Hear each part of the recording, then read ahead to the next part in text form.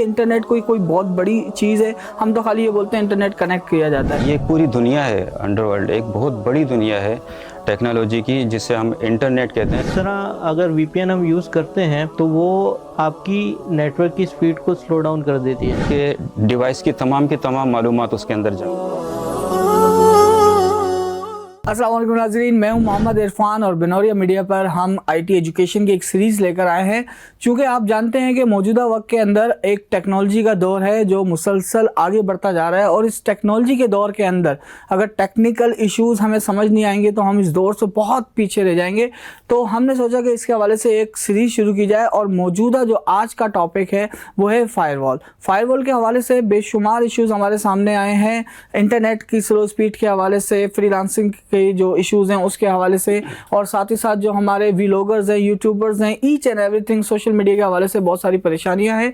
और साथ ही साथ कुछ क्वेश्चंस भी आए हैं कि जो आउट सोर्सेज से जो लोग मालूमात इकट्ठा कर रहे हैं उनमें से कुछ लोग तो ऐसे हैं जो वाकई रेलिवेंट हैं, लेकिन कुछ ऐसे इररेलिवेंट लोग भी इस टॉपिक के हवाले से बात कर रहे हैं जिससे बात का बतंगड़ बन रहा है, लेकिन उसका कोई मकसद सामने नहीं आ रहा है। तो इसी सिलसिले में हमने मौजूदा इस टॉपिक को मद्देनजर रखते हुए IT की एक्सपर्ट टीम्स को यहाँ पर दावत दी है, यहाँ पे हमने बुलाया है। तो सबसे पहले यहाँ पे मैं इंट्रोडक्शन करता चलूँ मुफ्ती मोहम्मद नईम साहब का। IT फील्ड में ये पिछले 20 से 25 सालों से है माशाल्लाह। हार्डवेयर हो और टेक्निकल सपोर्ट का इश्यू हो, चाहे वो एडमिनिस्ट्रेशन हो, चाहे वो लिनक्स हो, चाहे वो विंडो हो, चाहे वो मैक हो, इसके अलावा मदारिस की दुनिया में सॉफ्टवेयर्स का जो एवोल्यूशन लेकर आए, जो रेवोल्यूशन लेकर आए हैं, उनका सेहरा भी इनके सर पे जाता है। तो बहुत सारी चीज़ें इनके हवाले से इनसे मैं अभी सवाल करूंगा। उनके साथ ही बैठे हैं उमैर नदीम बेग साहब, ये फुल स्टैक डेवलपर हैं जामिया बिनौरिया के IT सेक्शन के अंदर। तो मुफ्ती साहब, मैं आपसे पहला सवाल तो ये है कि सबसे पहले तो इंटरनेट के हवाले से बताएं कि ये इंटरनेट कोई कोई बहुत बड़ी चीज़ है, हम तो खाली ये बोलते हैं इंटरनेट कनेक्ट किया जाता है। इसकी स्पीड कम होने की वजह और इसकी तेज़ होने की वजह, या कोई ऐसी ख़ास चीज़ है, इसके पीछे कोई ख़ास ऐसा एक एल्गोरिथम है, तो थोड़ा सा इसके हवाले से मुझे बताएंगे। सबसे पहले तो शुक्रिया आप हजरात का, बिनौरिया मीडिया टीम का भी शुक्रिया कि पहली मरतबा मैं किसी बड़ी स्क्रीन पर हूँ। तो सबसे पहली बात तो ये है कि दरगुज़र करना होगी कुछ इस तरह की चीज़ें जो हैं। और सबसे पहले मैं ये कहना चाहूँगा कि अगर जैसा कि हम लोग देख रहे हैं बहुत ज़्यादा कन्फ्यूज़न फैली हुई है इससे को लेकर के, इंटरनेट क्या है, इंटरनेट स्लो होने की वजह क्या है, फायरवॉल क्या चीज़ है, उसके ऊपर VPN का भी चर्चा बहुत ज़्यादा हमें सुनने में आ रहा है। तो बहुत से ऐसे लोग हैं जिनका टेक्नोलॉजी से ताल्लुक़ नहीं है, लेकिन वो इस बारे में बात कर रहे हैं, जिसकी वजह से कन्फ्यूज़न और भी ज़्यादा फैलती है।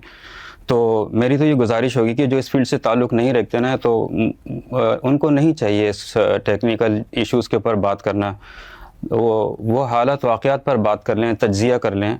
तो उनको टेक्निकल इश्यूज़ पर बात नहीं करना चाहिए। ख़ास तौर पे जो लोग IT से भी ताल्लुक़ रखते हैं ना, जैसे कि फ्रीलांसर हैं, ग्राफिक डिज़ाइनर हैं, वेब डिज़ाइनर हैं, वो भी अगर इवन इस मामले के अंदर अगर बोलेंगे तो, क्योंकि ये टेक्निकल मामलात हैं, ये एक पूरी दुनिया है, अंडरवर्ल्ड एक बहुत बड़ी दुनिया है टेक्नोलॉजी की, जिसे हम इंटरनेट कहते हैं। देखने में तो बहुत सिंपल सा वर्ड है, छोटा सा वर्ड है, लेकिन एक बहुत सारे टर्म्स हैं, इस्तिलाहात हैं, उनको समझना पड़ता है, उनको जानना पड़ता है। हम इस तरह से किसी चीज़ के ऊपर बात करते हैं तो बहुत सारी चीज़ें कन्फ्यूज़न फैलाती हैं।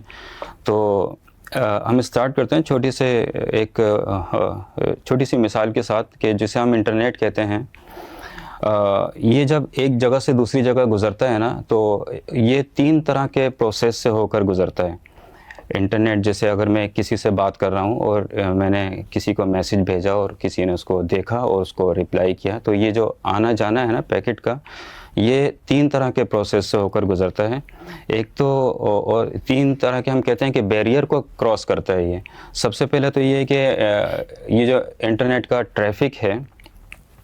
ट्रैफिक जो होता है, जैसे कि सरहदों पर ट्रैफिक की आमद व रफ्त होती है, वहाँ पर गाड़ियों को रोका जाता है, चेक वगैरह किए जाते हैं, कागजात वगैरह देखे जाते हैं।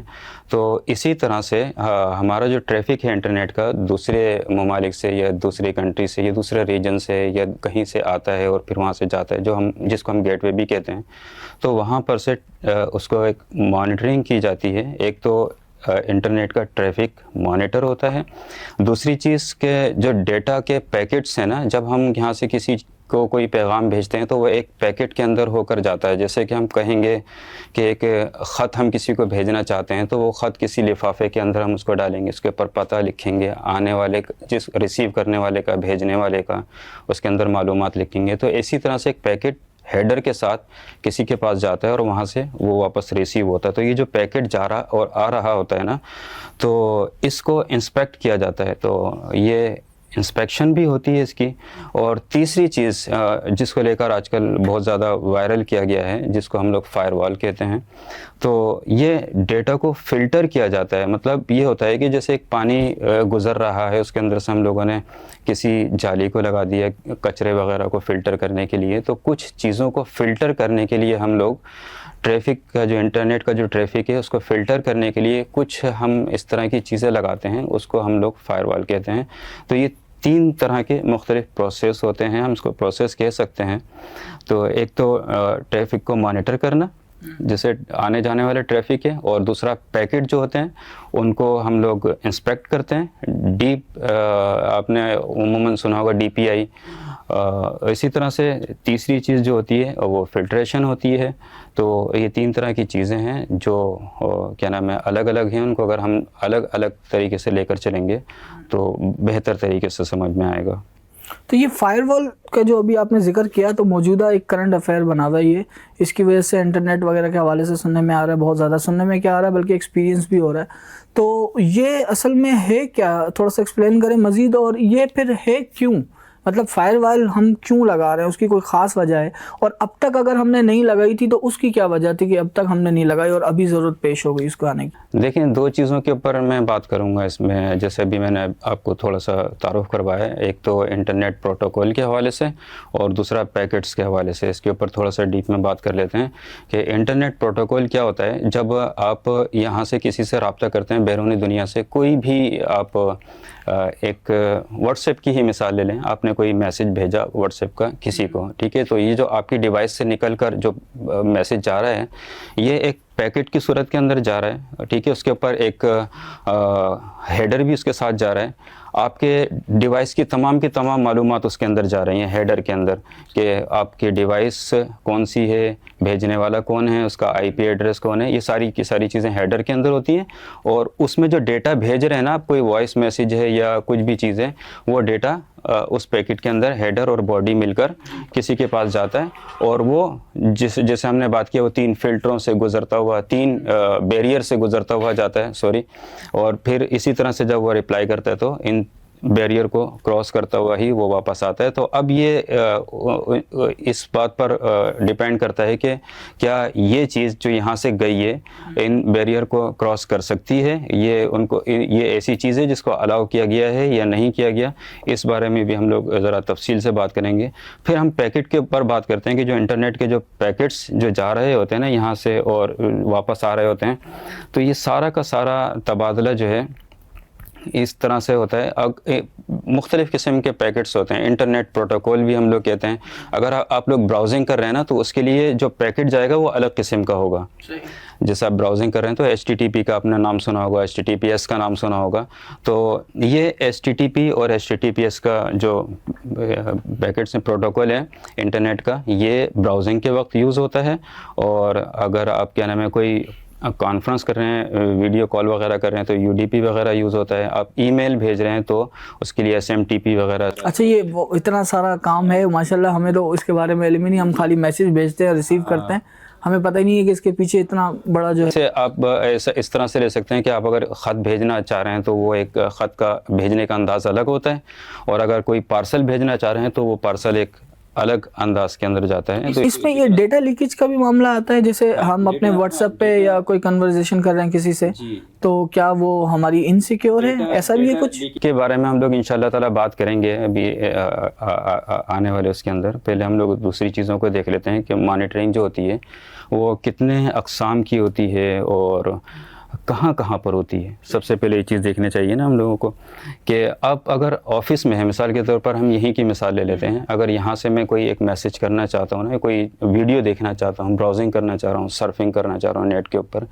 तो जब मैं यहाँ से करता हूँ तो सबसे पहला जो मुझे बैरियर क्रॉस करना होता है ना कि वो फॉलो करना होता है कि जिस वाईफाई से मैं कनेक्ट हूँ, जिस सर्वर से मैं कनेक्ट हूँ ऑफिस के, ठीक है, वो सर्वर मेरी तमाम की तमाम एक्टिविटी को मॉनिटर कर रहा होता है। मॉनिटरिंग और इंस्पेक्शन में थोड़ा सा फ़र्क है। मॉनिटरिंग इस तरह से होता है जैसे कि आपके सामने बहुत सारे स्क्रीन लगी हुई हैं, आप उसकी मिसाल ले लेते हैं, जैसे कोई क्या नाम है, ये कैमरे होते हैं ना, आप उनके सामने बैठे हुए देख रहे हैं कि बहुत सारे कैमरे सामने लगे हुए हैं, आप कुछ भी नहीं कर रहे, सिर्फ देख रहे हैं। सीसीटीवी कैमरा तो उसको आप देख रहे हैं, मॉनिटरिंग कर रहे हैं, तो ये इस तरह की ये मॉनिटरिंग। इंस्पेक्शन क्या होता है, आप उसको एनालाइज कर रहे होते हैं पूरा की पूरे डेटा को, इसके अंदर है क्या चीज़, ये ज़रूरत के वक्त होता है, सॉफ्टवेयर के तहत होता है, सॉफ्टवेयर के थ्रू होता है। तो आप जब अपने ऑफिस से किसी मैसेज को कर रहे होते हैं, किसी सर्फिंग कर रहे होते हैं ब्राउज़र के ऊपर, और कोई वीडियो कॉलिंग वगैरह कर रहे होते हैं, तो आपके ये जो सबसे पहले आपको क्रॉस करना पड़ता है आपके सर्वर को, ये डेटा जाता है सर्वर पर जो कुछ भी वहाँ पर रिस्ट्रिक्शन लगी हुई है, मॉनिटरिंग हो रही है, वहाँ से फ़िल्टर होने के बाद ये डेटा जहाँ से आ रहा है, आईएसपी वगैरह जो भी प्रोवाइड कर रहे हैं डेटा, तो वो उन पर होता है कि आपको उन्होंने किस किस चीज़ का एक्सेस दिया हुआ है, कौन सी वेबसाइट आप सर्व कर सकते हैं, कौन सी वेबसाइट देख सकते हैं, कौन सी नहीं देख सकते, आप क्या वीडियो कॉलिंग कर सकते हैं, नहीं कर सकते, सोशल मीडिया इस्तेमाल कर सकते हैं, नहीं कर सकते, ये डेटा वहाँ पर जाएगा। पैकेट वो इजाज़त लेगा एक तरह से, इस तरह से हम कह सकते हैं कि वो देखेगा कि क्या मुझे इस चीज़ की इजाज़त है, नहीं है, डिनाई होगा तो वापस आ जाएगा, और अगर इजाज़त होगी तो वो उस बैरियर से गुजर जाएगा। जब वो आईएसपी से गुजरता है और आगे जाता है डेटा, तो आईएसपी से गुजरने के बाद भी इसके बहुत से बैरियर हैं जो उसको वहाँ से क्रॉस करना पड़ता है। यहाँ तक कि जो गेटवे होता है जहाँ से हमारा नेट हमारे मुल्क में दाखिल हो रहा है, वहाँ पर भी बहुत सी इंस्पेक्शन होती हैं, वो मॉनिटरिंग नहीं होती वहाँ पर इंस्पेक्शन होती है। ये बहुत अहम चीज़ है और बहुत कम ममालिक इस चीज़ को कर रहे हैं। इसके ऊपर हम लोग बात करेंगे इंशाल्लाह ताला। अच्छा, तो मुझसे मुफ्ती साहब आप इसके हवाले से बता रहे थे, तो मुझे बताइएगा कि मॉनिटरिंग और इंस्पेक्शन की कुछ अकसाम भी हैं और उसकी कोई एग्जांपल रिसेंटली हमारे सामने अगर कोई सामने आई है तो उसके हवाले से भी बताइएगा। हाँ, तो ये हम जैसे बात कर रहे थे उसी को कंटिन्यू करते हैं। जब हम लोग ये हमारा डेटा पहुंचता है आईएसपी के पास और फिर गेटवे तक पहुंचता है, गेटवे के बाद भी हमारे पास एक बैरियर होता है सबसे बड़ा, जहाँ से इंटरनेट का ट्रैफिक जो है हमारे मुल्क में दाखिल हो रहा होता है। जैसे कि आप लोगों ने सुना होगा 3 बड़ी केबल्स हैं जो हमारे मुल्क में जिनसे डेटा दाखिल होता है। उन केबल के ऊपर भी काट दिया था। जी बिल्कुल, सुनने में आया था कि नेट नहीं चल रहा, शार्क ने काट। ये हमारे उमेर भाई ने लेकर आया था, नहीं उमेर भाई। अच्छा, इस तरह से होता है कि ऐसा होता है कि जब हमारे मुल्क में किसी भी मुल्क में डेटा इंटरनेट दाखिल होता है केबल्स के ज़रिए, तो ये सी लेवल इंस्पेक्शन होती है। हमारे मुल्क में जो 3 बड़ी बड़ी केबल दाखिल हो रही हैं, वहाँ पर सिस्टम लगे हुए हैं हमारे पास इंस्पेक्शन के, और ये ऑटोमेटिक कंट्रोल कर रहे होते हैं, किसी को वहाँ बैठने की ज़रूरत नहीं है। और ये ऐसी इंस्पेक्शन है कि अगर हम बात करें हमारे मुल्क में इस टेक्नोलॉजी के माहिरीन कितने हैं तो हम उसको उंगलियों पर गिन सकते हैं।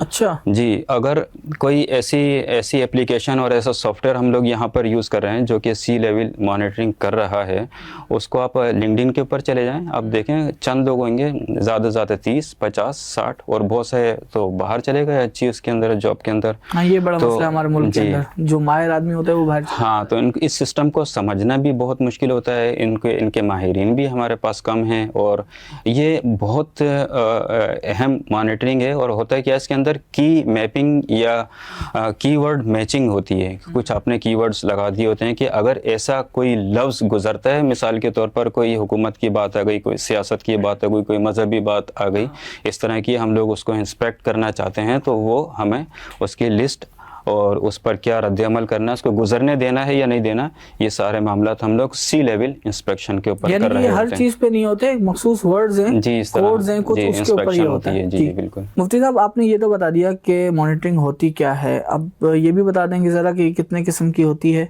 ताकि उसके हवाले से भी कुछ। मॉनिटरिंग तकरीबन 6 से 7 किस्म की होती है, और आपको हैरत होगी कि तकरीबन सब अक़साम की मॉनिटरिंग पाकिस्तान के अंदर चल रही हैं। तमाम। जी, ये तो अभी तक हम लोग फायरवॉल पर आए नहीं हैं। ये इंस्पेक्शन वगैरह जो है ये सब फायरवॉल से पहले की बातें हैं। और ये जो 6 किस्म की मॉनिटरिंग है ये सब के सब हमारे पाकिस्तान के अंदर चल रही हैं। डीप पैकेट इंस्पेक्शन होता है सबसे पहले तो, इसके बाद ISP जैसे मैंने बात की वहाँ पर मॉनिटरिंग होती है। डेटा रिटेंशन लॉ होता है कि उसके तहत हम लोग क्या करते हैं कि 2 महीने का डेटा हमारा महफूज होता है। हम उसको कभी भी एक्सेस किया जा सकता है कि आपने पिछले 2 महीने तक क्या किया क्या नहीं किया। और सर्विलेंस सॉफ्टवेयर की होते हैं बहुत सारे। ये सबसे अहम टॉपिक है जिसके ऊपर हम लोग ज़रा डिटेल से बात करेंगे, इसके बाद हम बात करते हैं और फिर आखिर में फायरवॉल आती है।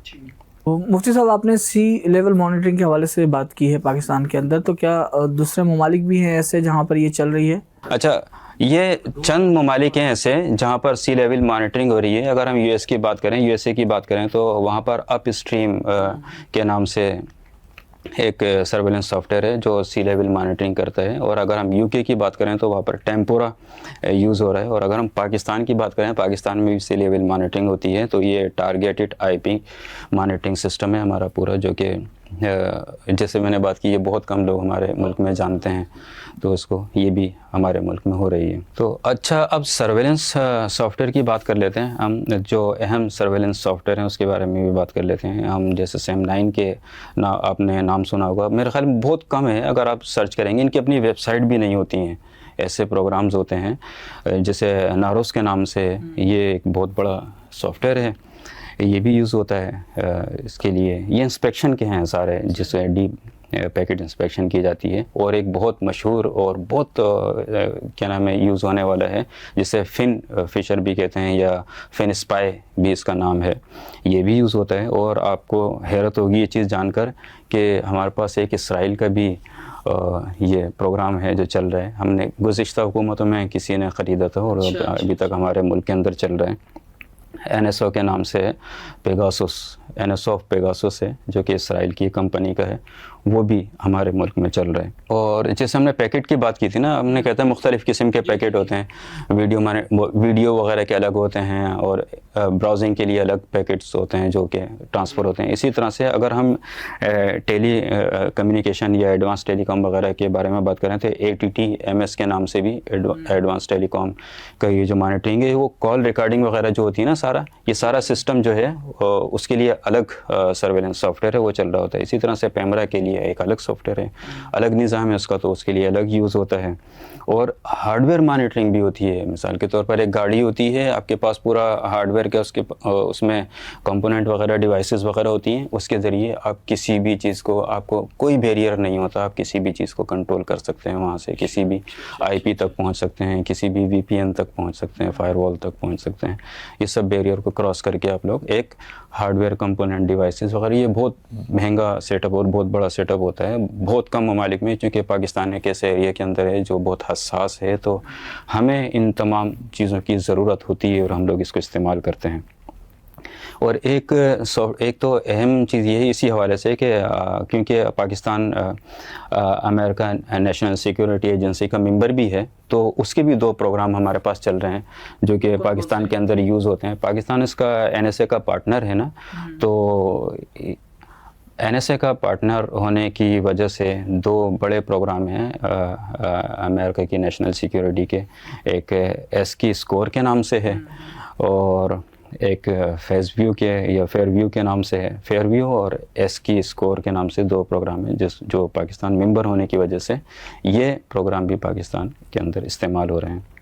तो फायरवॉल की तरफ आने से पहले मैं ज़रा उमैर नदीम बेग साहब से पूछना चाहूँगा कि VPN क्या है? अभी जैसे मुफ्ती साहब भी जिक्र कर रहे थे, तो ये VPN आखिर है क्या भला? थोड़ा सा बताइएगा इसके हवाले से। VPN basically virtual private network है, सही है। तो VPN इसलिए यूज़ होता है कि आप अपने ओरिजिनल IP को मास्किंग कर देते हैं, यानी जो वो IP आपकी ओरिजिनली है उसको मास्किंग कर देते हैं। यानी आप यहाँ बैठे हुए हैं और VPN अगर यूज़ कर रहे हैं और अमेरिका में आप वर्क कर रहे हैं, तो इसका फ़ायदा ये है कि भाई अपनी शनाख्त छुपा लेते हैं। हाँ, अपनी शनाख्त भी छुपा लेते हैं और बहुत सारे रिस्ट्रिक्टेड एरिया होते हैं। जैसे रिसेंटली अभी फाइबर और अपवर का वो हो रहा है कि यहाँ पर ऑर्डर्स नहीं मिल रहे डायरेक्ट, तो हमें वीपीएन यूज़ करनी पड़ेगी कि शो करवाना पड़ेगा एज एन हम वर्क कर रहे हैं यूके में या यूएस में या किसी भी XYZ कंट्री में बैठे हुए हैं और वर्क यहाँ पर कर रहे हैं हम। और इसके फ़वाइद और नुकसानात भी होते हैं बहुत सारे। जिस तरह अगर वीपीएन हम यूज़ करते हैं तो वो आपकी नेटवर्क की स्पीड को स्लो डाउन कर देती है। अभी कोई मिनिस्टर थे, उन्होंने ये बोला था कि भाई वीपीएन अगर आप यूज़ करें तो डायरेक्ट आप सैटेलाइट से रब्ता कर लेते हैं। तो वीपीएन क्या एक वो तार है जो डायरेक्ट आपको सैटेलाइट में ले जाती है, और अगर ऐसा यूज़ करते हैं तो आपकी स्पीड अच्छी हो जाती है। तो आप वीपीएन जब भी यूज़ करेंगे स्पीड वीपीएन की तो हाँ स्पीड स्लो डाउन होती है इससे। और साहब ने बोला था कि भाई वीपीएन जो है अगर आप पेड वीपीएन यूज़ करें तो आपके वारे नहीं आ रहे हैं, तो ऐसा कोई बात नहीं है। आप पेड यूज़ करें, खानदानी VPN हाँ इस्तेमाल खानदानी, तो पेड करें अनपेड करें तो आपकी नेट की स्पीड स्लो होगी, क्योंकि आप यहाँ बैठे हुए किसी और की आईपी को, किसी और के सर्वर को एक्सेस कर रहे हैं, यानी एज एन शो करवा रहे हैं कि आप यहाँ बैठे हुए हैं पर यहाँ ओरिजिनली आप यहाँ नहीं है, वर्चुअली हम यहाँ पर हैं, वर्क वहाँ पर कर रहे हैं आप। सही सही सही सही। कुछ इस तरह की वेबसाइट्स होती हैं, कुछ मामलात होते हैं जिनकी रसाई नहीं होती मुल्क के अंदर, तो इसके लिए भी तो VPN इस्तेमाल होते हैं। यूज़ करते हैं। अच्छा, तो मुफ्ती साहब आपने अभी इतनी सारी चीज़ें बताई, मॉनिटरिंग की और इंस्पेक्शन की, ये सारी चीज़ें, और जो अभी उमैर नदीम बेग साहब ने बताया वीपीएन के हवाले से, तो वीपीएन ने तो इन सारी चीज़ों पे पानी फेर दिया, ऐसा लग रहा है सुनने में तो, कि यहाँ पर हम बात कर रहे हैं कि हम इन सारी चीज़ों को मॉनिटराइज कर रहे हैं, इंस्पेक्शन कर रहे हैं, चेक कर रहे हैं, वर्ड्स को देख रहे हैं, लेकिन जैसे उमैर साहब ने बताया कि वीपीएन की वजह से हम अपनी आईडी को छुपा लेते हैं और दूसरे कंट्री की आईडीज़ की तरफ हम चले जाते हैं और वो शो हो रही होती है।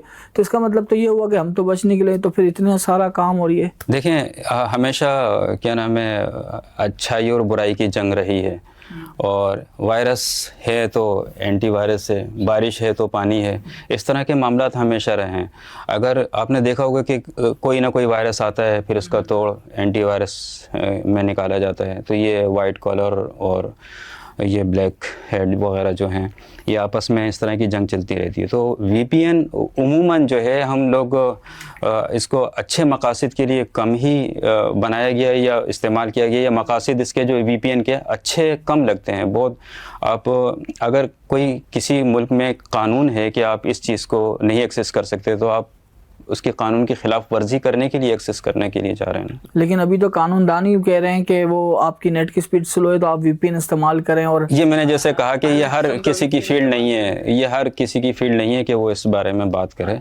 अच्छा, तो फायरवॉल जो है, हाँ, फायरवॉल जो है क्या होता है कि जब आप एक आपका पैकेट जाता है ना, आपकी IP जा रही है ना, तो वो देखता है कि ये IP है कहाँ से, किस मुल्क से है, किस जगह से है, और क्या इसको एक्सेस है, उस जगह तक पहुंचने का, उस चीज़ को एक्सेस करने का आपको अलाउ किया हुआ है या नहीं किया हुआ। तो ये जो देखती है ना फायरवॉल, तो इसी के लिए तो VPN बनाया है कि उसको आप छुपा दें, मास्किंग कर लें, आपकी IP उस फिल्टर से गुजरेगी और वो उसको देख नहीं पाएगा ये कि IP कौन सी वाली है, कहाँ की है। वो तो पाकिस्तान में जो IP होगी उसको ब्लॉक करेगा, वो फायरवॉल तो उसको ब्लॉक करेगा। लेकिन इस IP ने अपने आप को किस चीज़ के अंदर छुपा लिया, एक मास्किंग करके किसी सिंगापुर की, किसी अमेरिका की IP एड्रेस के अंदर छुपा लिया। अब जब वहाँ से वो ट्रैफिक गुजर रहा है तो उसने, फायरवॉल ने क्या समझा, ये पाकिस्तानी नहीं है, ये तो सिंगापुरियन है, इसको जाने दो, वो चले गया निकल कर पैकेट, और इस तरह से हमें रसाई हो गई उस तक। तो ये फायरवॉल की अमाउंट क्या थी? एक सवाल मेरे जहन में आ रहा है, इसलिए मैं अमाउंट पूछ रहा हूँ। मकासद क्या है, अमाउंट क्या थी? सबसे पहले तो हम लोग ये देख लेते हैं कि फायरवॉल का मकसद क्या है। फायरवॉल के मकासद में से तो सबसे अहम ये कि गैर कानूनी मामलात में मुलविस लोग जो हैं उन तक रसाई, वो IP एड्रेस जिसकी वजह से किसी सोशल मीडिया के ऊपर कुछ क्रिएट हुआ है, वायलेंस वगैरह। और दूसरा ये कि हमारा बहुत सा अहम डेटा, कौमी हसास डेटा है ना, जैसे नादरा का डेटा है, दूसरा नेशनल सिक्योरिटी है, तो इसकी हिफाजत है कि बाहर से होने वाले जो मामलात हैं कोई उस तक पहुंच ना सके। तो इसलिए फायरवॉल पे हम लोग वहाँ पर फिल्टर लगाते हैं कि कोई ऐसा बंदा, कोई ऐसी चीज़ ना आ सके उस तक। और दूसरी चीज़ है कि कौमी और हसास डेटा की हिफाजत भी की जाती है उससे, हम एक बाउंड्री लगाते हैं उसके नज़दीक। तो ये एक नेशनल सिक्योरिटी है, ठीक है, साइबर अटैक से इसको बचाया जाता है, और सोशल मीडिया के कंट्रोल के लिए फायरवॉल को यूज़ किया जाता है। तो अगेन फिर मेरा वही सवाल आएगा, क्योंकि एक कंफ्यूजिंग पॉइंट है यहाँ पर नाज़रीन मेरे लिए कि ये जो इतनी बड़ी अमाउंट में, आई थिंक 300 मिलियन समथिंग की जो मैंने सुनी हुई है अमाउंट, वो लगा कर ये फायरवॉल बनाई है। और again VPN is here in our country. तो अब इसका मतलब ये है कि जो हमारी इतनी मेहनत और इतना काम और इतना सब कुछ जो हमारे लांसर ने भी सहा, और अपने जितना भी प्रोजेक्ट्स वगैरह हैं उसमें भी मसले मसाइल सामने आए, उन सारी चीज़ों का जो कुर्बानी है वो एक वीपीएन ने उसको ख़त्म कर दिया। सबसे पहली बात तो इसका तोड़ क्या है वीपीएन के हवाले से? सबसे अहम बात तो ये कि हम जो भी डिसीजन लेने जाते हैं ना टेक्नोलॉजी के हवाले से, ये इस तरह के मामलों में, तो हम लोग उन लोगों को इन्वॉल्व नहीं करते हैं जो लोग इसके माहिर और एक्सपर्ट होते हैं इस फील्ड के। तो हम लोग, और दूसरी चीज़ ये कि जो भी हुकूमत आती है ना, तो वो पिछली वाली हुकूमत पर भरोसा या एतबार नहीं करती कि वो लोग, उनके जो लोग उन ओहदों पर बैठे हुए थे, वहाँ से जो डेटा आ रहा था और जा रहा था, इंस्पेक्शन हो रही थी, कहीं ऐसा नहीं हो कि ये क्या नाम है हमारे लिए काम ना आए या हमारा डेटा, उमूमन डेटा लीक जो होता है ये वही लोग कर रहे होते हैं जो इनके हिफाजत के लिए मामूर होते हैं। पहले किसी और के लिए काम कर रहे थे, हुकूमत बदल जाती है तो वो डेटा इधर उधर हो जाता है। तो हमने एक पिछली हुकूमत थी, उसने कोई एक डिसीजन लिया, कोई एक उन्होंने किसी से डील करके, जैसे उमूमन इटली से, जर्मनी से हम लोग डील करते हैं, जैसे हमने बात की अभी इसराइल से भी हमारा एक मुआहदा हुआ है और हम उनकी भी सर्वेलेंस सॉफ्टवेयर यूज़ कर रहे हैं। तो इस तरह जब हुकूमतें बदलती हैं, जब मामलात बदलते हैं, हालात बदलते हैं, तो हम एक से दूसरे पर मूव हो जाते हैं। तो हम डिसीजन लेते वक्त हम लोग जो होना चाहिए था, जिन चीज़ों को इन्वॉल्व करना चाहिए था, जिन लोगों से मामलात तय करने चाहिए थे, जिनको शामिल करना चाहिए था, वो नहीं करते। अब ये जैसे फ्लॉप मॉडल लिया हम लोगों ने चाइना से, हालांकि ये नहीं होना चाहिए था, $300 मिलियन। हाँ बिल्कुल। तो उसको हम लोगों ने लिया और एक नाकाम तजर्बा किया। जब हम उसको कंट्रोल नहीं कर सके तो फिर हम कहते।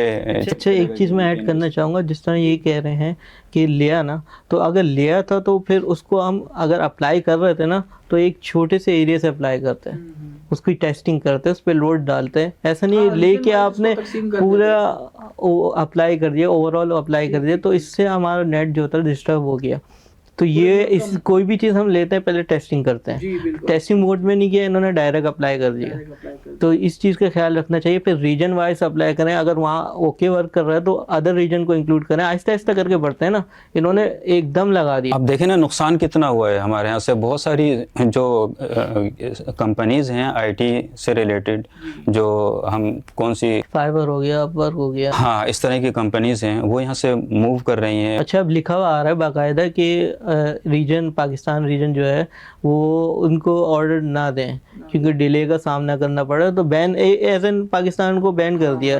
तो इतनी एक लगी हुई थी, एक स्टूडेंट्स के साथ भी एक रोजी रोटी लगी हुई थी, बाकी जो इनिशियल स्टार्टअप थे उनके साथ पूरे सॉफ्टवेयर हाउस हैं, बल्कि मल्टीनेशनल कंपनीज भी मूव हो रही हैं अब, जो इन पे काम कर रही थी, सॉफ्टवेयर हाउस खोल रही थी या रेवेन्यू ला रही थी, सब इन्होंने बर्बाद कर दिया। अफनान ने शुरू में कहा था कि हमारा फ्रीलांसर जो है उनका तकरीबन 500 मिलियन का नुकसान हुआ है। ये बहुत बड़ा नुकसान है आईटी इंडस्ट्री के अंदर। ये चंद दिनों की बात थी। ये बड़े अफसोस की बात है। देखेंगे जो अच्छे डॉक्टर होते हैं वो भी पाकिस्तान से बाहर चले जाते हैं, इंजीनियर होते हैं वो भी पाकिस्तान से बाहर चले जाते हैं।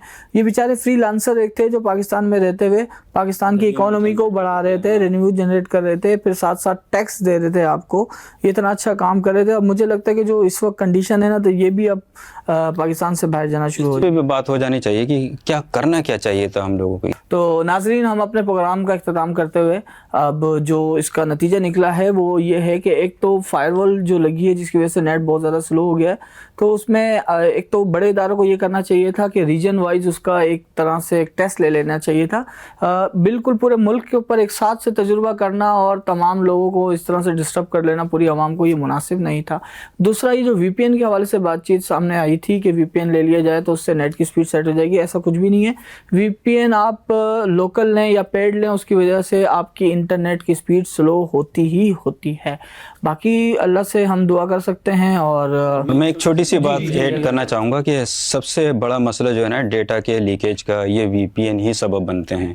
उमूमन ये वीपीएन जो होते हैं आपका डेटा लीक करते हैं, चाहे वो गवर्नमेंट को लीक करें या किसी भी कंपनी को जिनका उनसे फ़ायदा होता है। जो भी थर्ड पार्टी सॉफ्टवेयर आएगी तो वो आपका डेटा वहाँ से होता हुआ आएगा तो लीक होगा। वो डेटा आपका जो भी थर्ड पार्टी सॉफ्टवेयर होता है वो डेटा आपका लीक करता है, लीकेज होती है उससे।